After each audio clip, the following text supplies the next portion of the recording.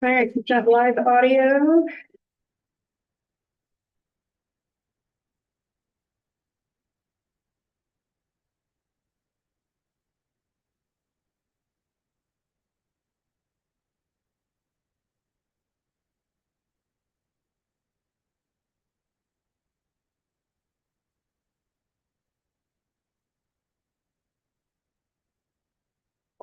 Right. Got everybody here. 4 o'clock. We'll go ahead and call together our Bluff Town Council regular meeting for Tuesday, June 16th. It's 4 o'clock on the button. And we'll start off with rules call starting with Gary. Gary Hodge. Spencer Wade. Josh Ewing. Jennifer Davila. Rick Morsby. Erin Nelson serving as town manager. Lake County Administrative Director. All right, thanks everyone for being here today. Have a consequential, but hopefully a relatively short agenda tonight. We'll start off with the opportunity for public comments. If anyone online would like to make a public comment, go ahead and put your name in the chat, please, and we'll sort out if there's anybody here in the audience that would like to make a public comment. No public comment, Lottie? Okay, we'll let you off there. Okay, don't see anyone online raising their hand or putting anything in the chat for a public comment. So we will move on to discuss the meeting minutes to review from our last regular meeting, the budget public hearing, and our town council work session. I just caught one thing on the work session agenda, but did anybody see anything else? I'm sharing my screen. It looks like there's quite a few edits. We want to start with the June 2nd regular meeting.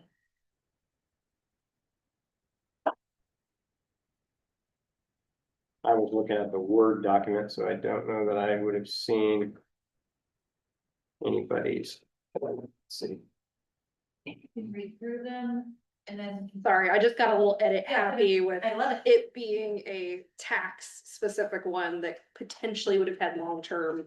Perfect. So starting at public comment 406, Ewing, Hornsby, Davila, Wade, and Haas voted in favor instead of aye to move into the public hearing. And then minutes from the public hearing are posted separately under their own notice. Then town council returned. Thank you for the spelling correction on the next name. And number 1, presented a simplified ordinance to address the concerns raised during the previous meeting. Fireworks, if there are speech penalties, always. For using them inappropriately, Pause clarified this. That with this ordinance, the town is enacting no open fires and other fire restrictions are specified by state and county. Nelson relayed the conversation she had with the town attorney before this meeting.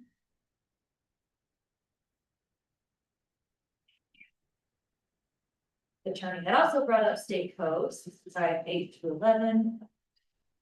Both burning.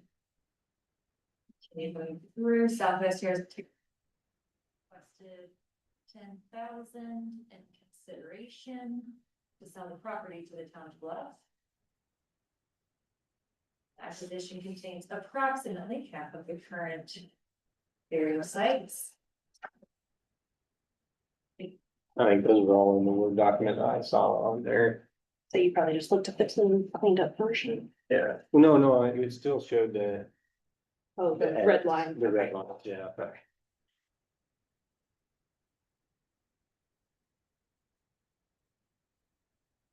All right, so that's the regular meeting.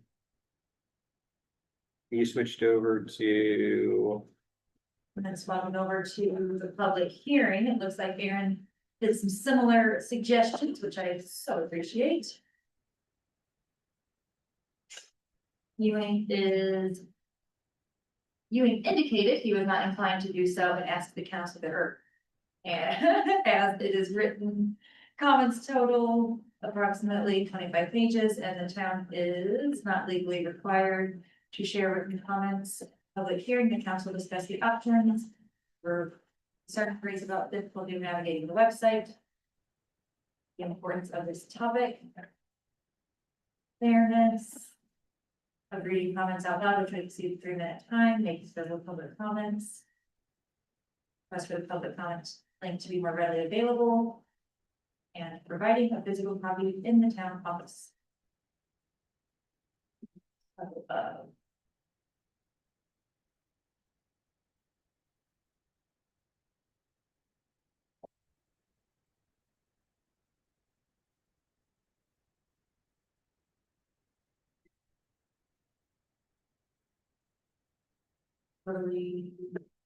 What do we do here? She replaced, okay, entities are required to follow specific procedures for proposed property tax increase, including posting a truth and taxation public hearing, which is scheduled for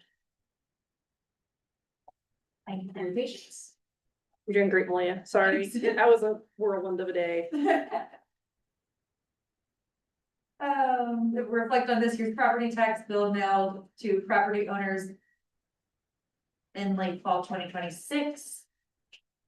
The public hearing date is later than the traditional June budget timeframe because the county assessor's office has tasks through early June, delaying final calculations. Presentation of the statement, he said all of the things. Presentation of just correctly that.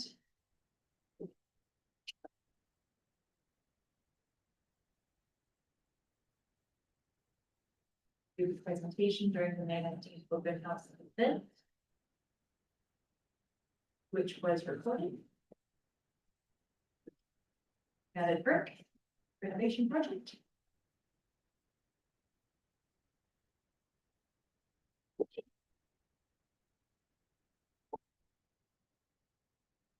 As you guys are seeing, maybe there's something you would. Yeah, I'll let you know. I had seen all these before. Just comfortable with all of them.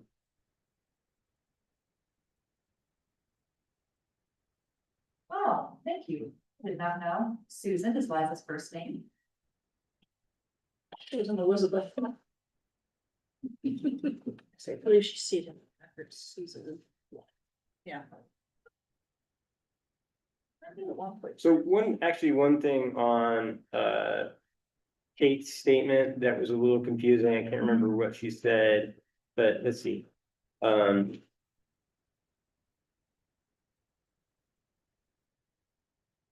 it says last night's open house. That should have said last week. No, it would have been last night. Oh. They held their fire event on June Yes. 1st. Yep. This meeting was June 2nd. Could we clarify that? Yeah, it wasn't an open June. house. It was a, yeah, let's say event. I don't think she said open house. Fire, Okay. Bluff Fire. Even if it event. was just event, then it's not confusing that it was the open house. Should we also clarify the specific date rather than saying last night, or does? It was June 1st. It was June. Yeah, June Monday, 2nd. Monday, June 1st, because this meeting took place on the 2nd. Yeah, so yeah, it was Monday, June 1st. Yeah. Does that make sense for them? As the June 1st Bluff Fire, yeah, just add the, that's good.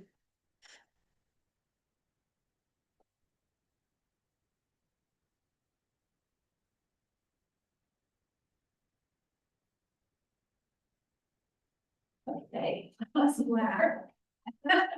Okay, and then the For June 9th. open house. The Aaron didn't get a hold of this one. Yeah.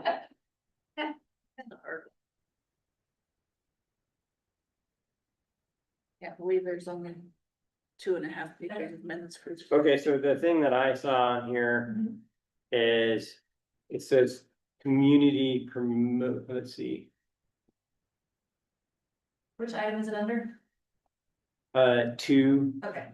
discussion updates. community promotion, 15, see where it says 15 to 5? yeah, That should be 15 to 10, oh, okay.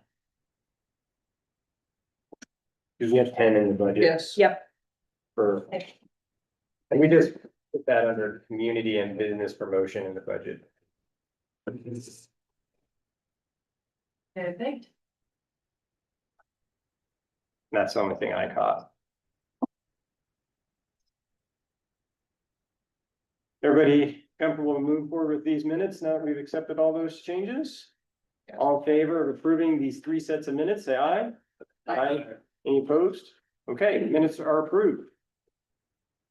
All right, we'll get on to our unfinished business. The first item being adopting our final certified tax rate for this next fiscal year 27. This is a procedure we have to do every year in a resolution. We adopt the actual rate. And then it goes to the tax commission and the county can do all of their taxation based off of that. Based off of the straw poll discussion we had in our work session, we removed the tax increase from the budget, and therefore this tax rate is calculated to collect the same amount of money we have been collecting, with a slight difference for a little bit of new growth in town, based on a few properties that have been developed. So actually, the tax rate goes down from what it was this year at 0.000543 down to 0.000531. Very, very, very minuscule reduction in the tax rate, but that is because the values of properties in Bluff have gone up from 60,880,000 to 63,670,000. So essentially, we're collecting the same amount of money, but the valuations might change from property owner to property owner. So the resolution reflects that new rate of 0.00531. 531. 531. And Gary caught that for me as he was doing his look through. Did we only It have was 2 zeros? In the drafted resolution, it was 2 zeros. Well, we are really increasing the taxes. No, thank you, Gary. It was gonna get real ugly. Yeah, you know, takes a village. Thank you. We're going to Salt Lake levels. Thank you, sir. Yeah, in the rate. So this is the kind of formal vote on our tax rate and the tax increase, or keeping the tax rate essentially what it was, the amount of tax collected, what it was, and the tax rate going down slightly. Does anybody have any questions or comments for discussion before we call the vote on this resolution? Good conversation about it last week. All right, because it's a resolution, we need a roll call vote, starting with Gary. Yes. Yes. No? Yes. Yes. All right, resolution passes 4-1. We'll move to the next order of business, discussion and vote to approve the resolution to adopt the final town budget for fiscal year 26 and 27. This incorporates the changes that we discussed in our work session to kind of make up that $50,000 difference of the tax rate.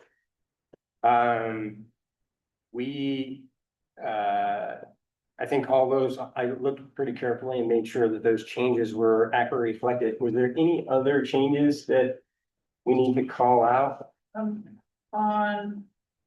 4998, we have $1 in the proposed 2027 airport balance. Yeah, that would be rolling over into next fiscal year. So essentially stating that we're giving $1. full range. Yeah. Okay. So that breaks down into, you know, revenues brought in for the airport minus airport expenses of the BLM lease, increase of insurance, and up to $450 in maintenance expenses.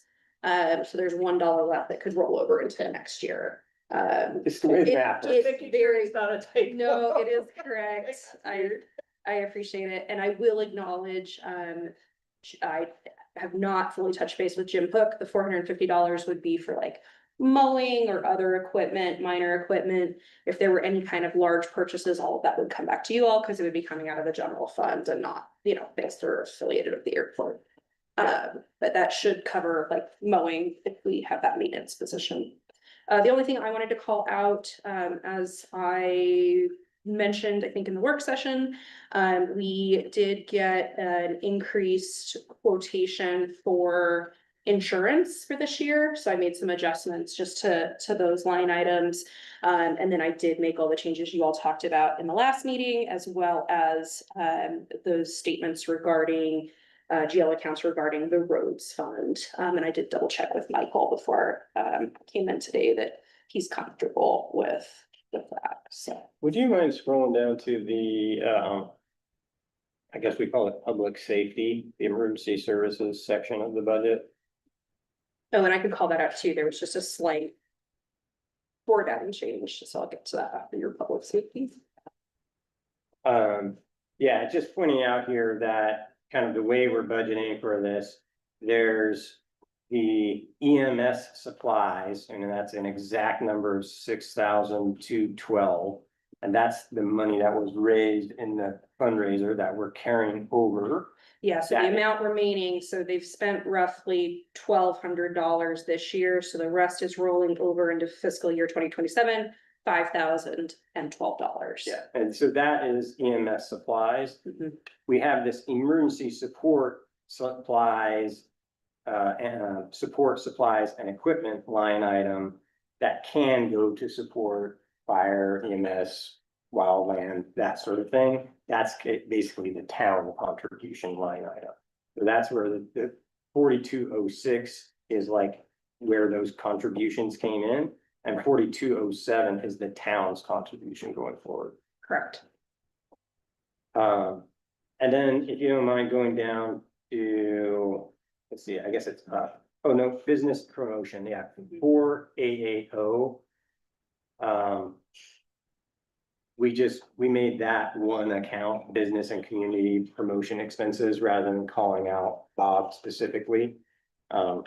It's our intention to support business promotion, but in the future, there might be fun, like we were thinking of having other community promotion expenses, and just made sense to have one account out of it.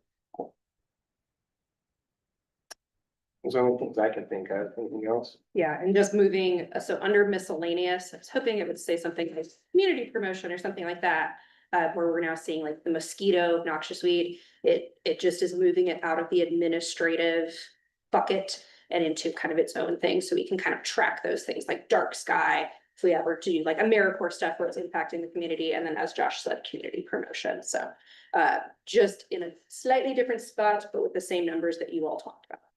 And then I guess one other thing that's really worth mentioning, we were doing differently in this year's budget than previous years, is we're budgeting for capital expenses in capital funds instead of moving them in and out of the general fund, Correct. just to make sure that it's really clear what expenses are in capital projects. And then capital projects can't just roll over from year to year if they're not spent.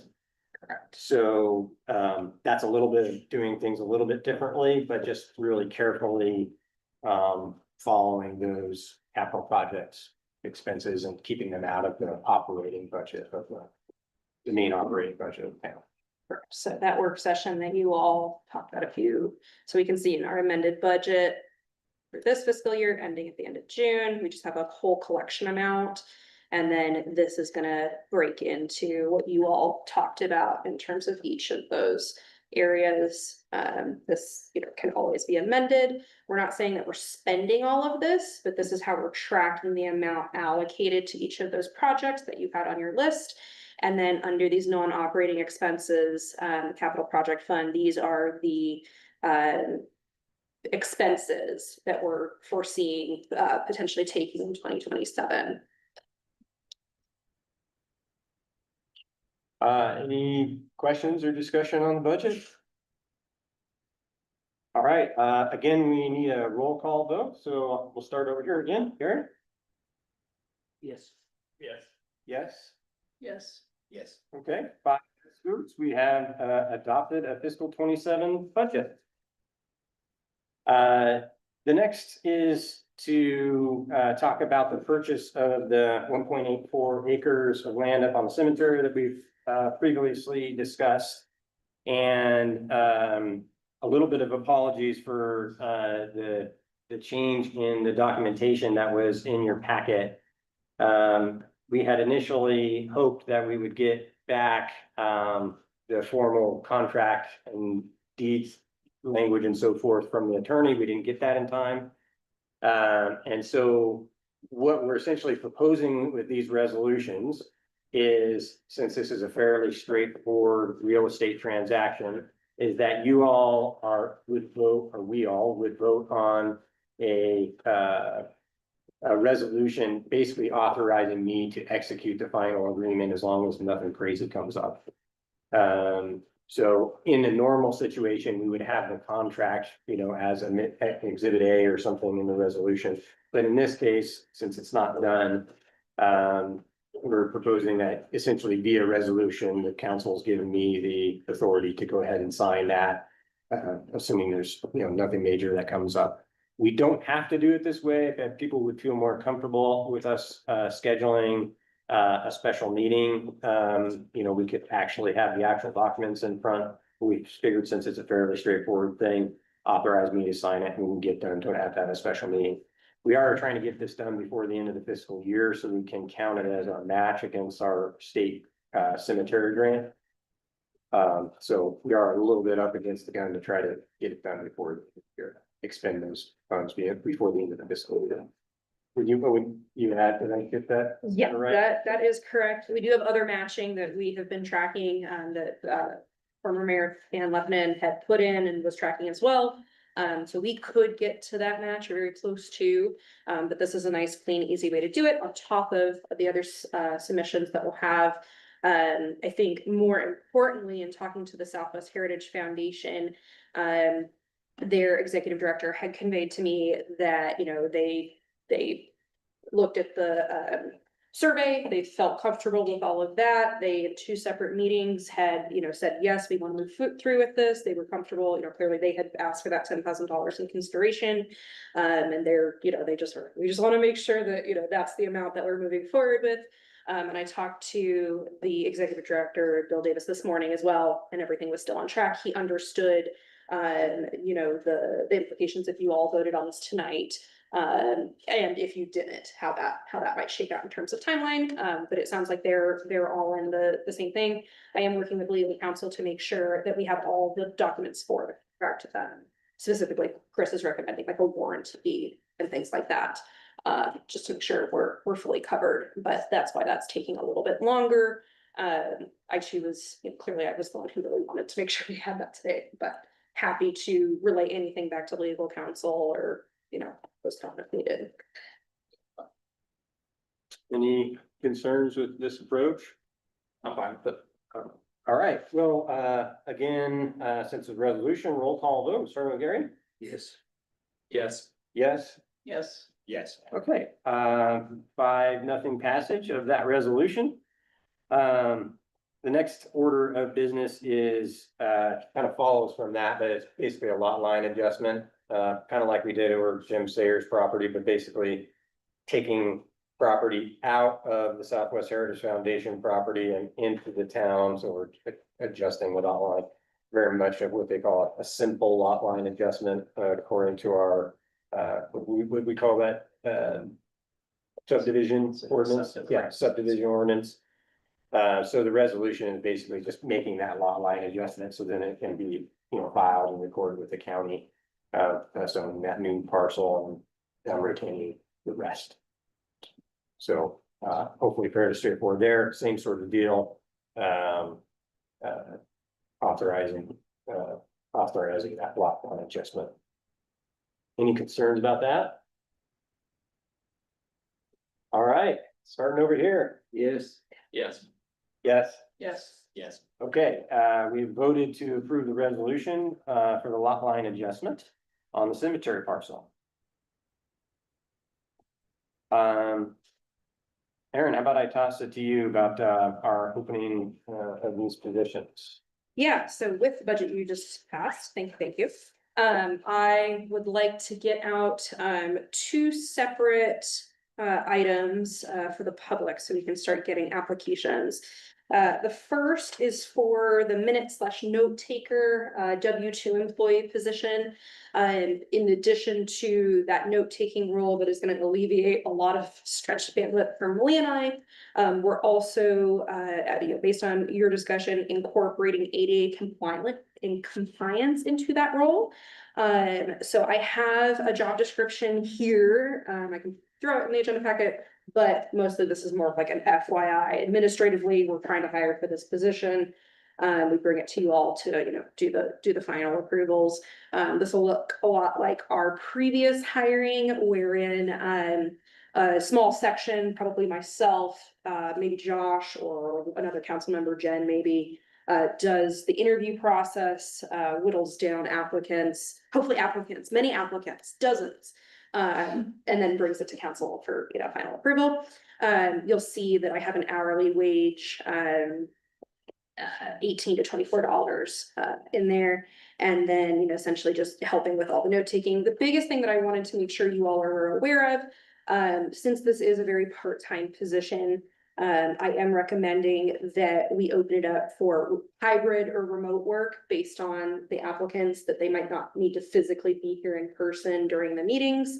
Often we're still doing that. Even Malia and I, as full-time associates, we're taking the minutes after the meeting has taken place. And so with good recording, Zoom options, we are doing that. I do think that, the hiring committee would probably want to indicate and probably give preference to Bluff residents, if we receive any of those, hopefully, but I just wanted to make sure that that was part of the role information that you all knew about, that like we're casting a wide net, maybe it's a college student who can log on remotely and help us with this stuff.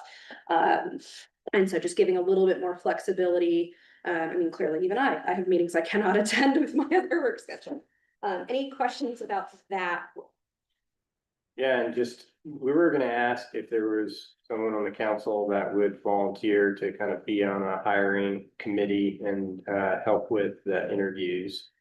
Maybe help Malia and Aaron with that position. We'll also be doing, and we're not ready to do this yet, but we'll also be, since we passed the budget that has the fire emergency services position, we'll also be doing that. I'll probably serve on that one, just with my background. So if there's someone who's willing to serve on, again, we don't think it's gonna be a ton of interviews, but someone who's willing to serve on that. Yeah, I can do it. Excellent. Thank you, Spencer. That'd be great. Happy to do it too.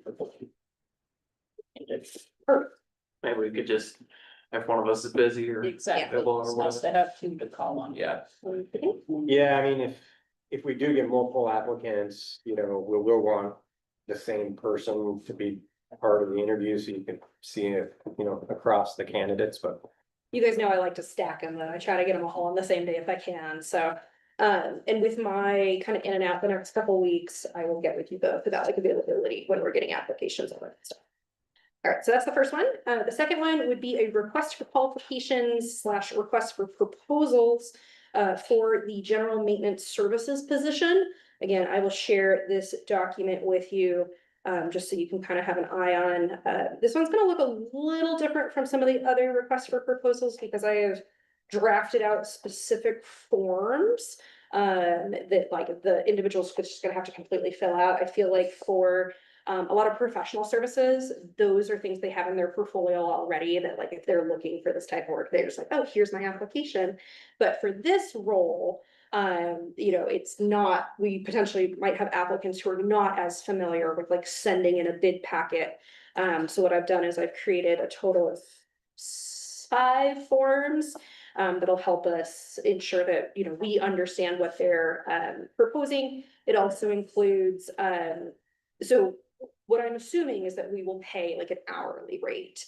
But I do have in the RFP that if alternative proposals, including like a lump sum monthly retainer or some kind of hybrid situation would work better for the respondent, that they should propose that to us so we can compare. I also have a request for tools and equipment inventory, that they're gonna fill out like what they have, either themselves or their business. And then on the flip side, what equipment would they need the town of Bluff to provide in order to meet the scope of services? Since it's such a varied scope of services, everything from facilities to, mowing and maybe some road grading, potentially cemetery internment assistance. I mean, it's really anything and everything. I think it is unreasonable to expect that, in our, maybe we do have an applicant who has everything. But it'll be good to understand upfront what is and isn't included. And then I also have a drafted contract based on some of the contracts that we've worked with Chris at the back. So I will share that with you. Sorry that won't all make it into your agenda packet today. So if you have any concerns, I do have Josh and Malia looking at all of these as well. But if you see anything like super like FYI, if you. Are we considering this as a W-2 position or 1099? So it's there, 1099, the great question, it also does call that they need to provide their own insurance, own workers' comp insurance, as well as, what's the other one in there? For any projects that are going to fall into like the general contractor under law, they need to have certain things. It is specifically called out that like they need to provide that proof. So if we're talking through a project with them and they don't have that, then we will need to go out to, find another contractor to do that if they don't happen to have that. So I'm trying to leave it very open, very flexible. The one thing that I kind of thought about as I was looking over this, regarding the cemetery is if we had any Indigenous applicants, that might be something that we would either, potentially need to look for other internment services or have like another option to be respectful of, I'll be honest, even I would not be super comfortable doing that particular role. So I just I don't know if there's a way I can call that out in the RFP, but I'd like to flag that one specifically, understanding that there are some cultural elements that might be at play, and I don't want to discourage people from applying if that's their concern. Yeah, I think you could say something of that. I didn't think about that. I'm glad you did, because that it seems like a smart thing for us to call out that, and it could be, if any of the duties outlined here are, culturally, inappropriate, please still apply, and we can find other alternatives or something like that. I think that would be simple, good enough. On this one, we're thinking that the staff can handle the RFP review kind of like they normally do and come back to us with a recommendation. Probably Mike will be involved with this, since there would be some review stuff, but have the staff make a recommendation off of whatever response we get and come back to us for awarding the bid. Excellent. With the proposal of about a year contract with the option to renew 2 additional years is kind of what I'm trying to build into the RFP contract. Hopefully will give us some assurances. And then it's also in there too, if we have like an emergency situation, that if there's they need to respond to a phone call within 2 hours and get to do, depending on the situation. So, but if we're going into contract saying you're gonna do all of our maintenance, if they don't get back, or if they're not able to get to an emergency situation within 24 hours, depending on it, then we are able to go out and look for additional help. I want to make sure that's really clear, that it doesn't bind our hands if crazy things are happening, because crazy things happen. Okay, excellent. I will I'll send you each copies of these, so you don't have to go back through. They were still being worked on today, so. Any questions on the note taker or maintenance contracts or efforts? The only other thing, I think I left already, but just some FYI for the community, we've got the legal RFP and accounting services RFP out as well, with submission deadlines in July, and have been actively soliciting to get applications there for both of those. The audit is due first, right? Later. Correct, yes. I think I have July 10th for that one. I Audit, and then July 17th, something like that. So. It's on our website, it's on the business. I had reached out to the League of Cities and Towns and got some names of potential people that do these sort of things for other towns, and we made sure to send that to them. So we got one person, I guess he did an informational interview with one of them, and then one other person said they weren't taking on new clients right now. Hopefully we get some good stuff. Any other items to raise? All right, a shorter meeting for a first time in a little while, so thanks everybody for being here. We'll go ahead and call ourselves at 4:35. Thanks, everybody. Yes.